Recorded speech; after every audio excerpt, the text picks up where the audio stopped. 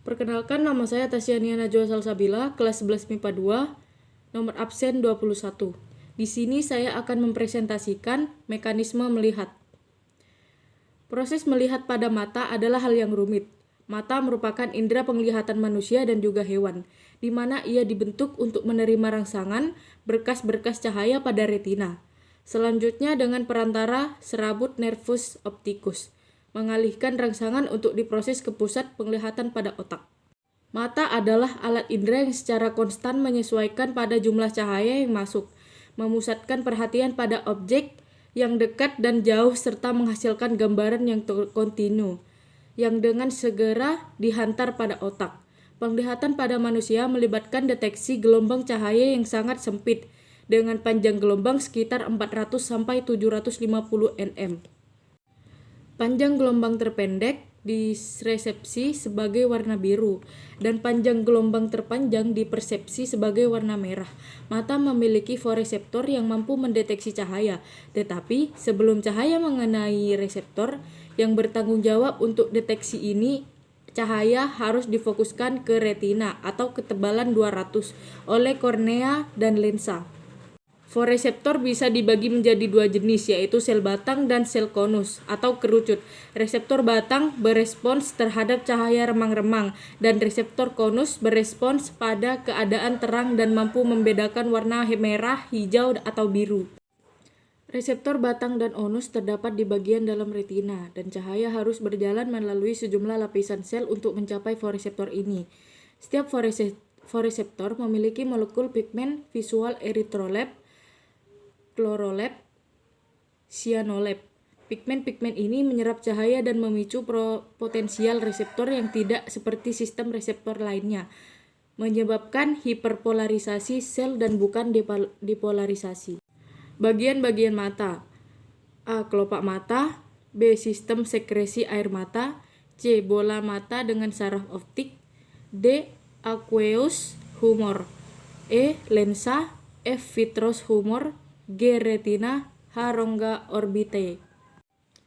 Proses melihat. Proses melihat pada mata dimulai ketika benda memantul cahaya masuk ke dalam mata dan diterima oleh kornea, pupil, lensa, dan dipusatkan pada retina.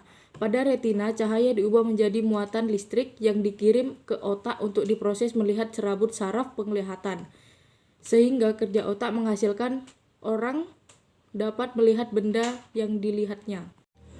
Bayangan ditangkap oleh mata, berkas cahaya benda yang dilihat menembus kornea, ukeus, humor, lensa, dan badan vitreus untuk merangsang ujung-ujung syaraf dalam retina. Rangsangan yang diterima menuju daerah visual dalam otak untuk diproses sehingga menghasilkan lukisan dan bentuk yang dilihatnya.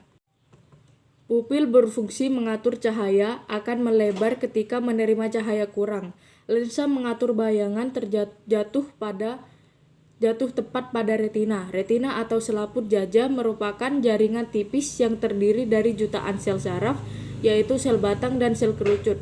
Sel batang berfungsi untuk dapat melihat benda dalam kondisi cahaya, dan sel kerucut berfungsi untuk melihat secara detail seperti membaca dan melihat warna pada kondisi pencahayaan yang cukup.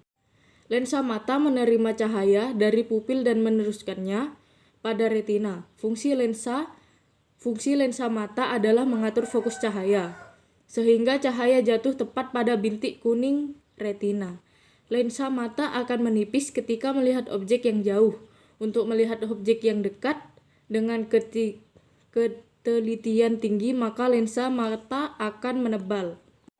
Suatu objek dapat dilihat dengan jelas apabila bayangan objek tersebut tepat jatuh pada bintik kuning atau fovea pada retina.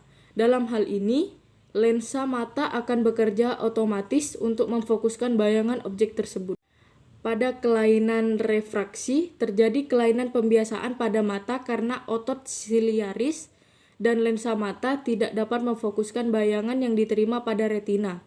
Kornea memiliki kekuatan 80% dan lensa memiliki kekuatan 20%.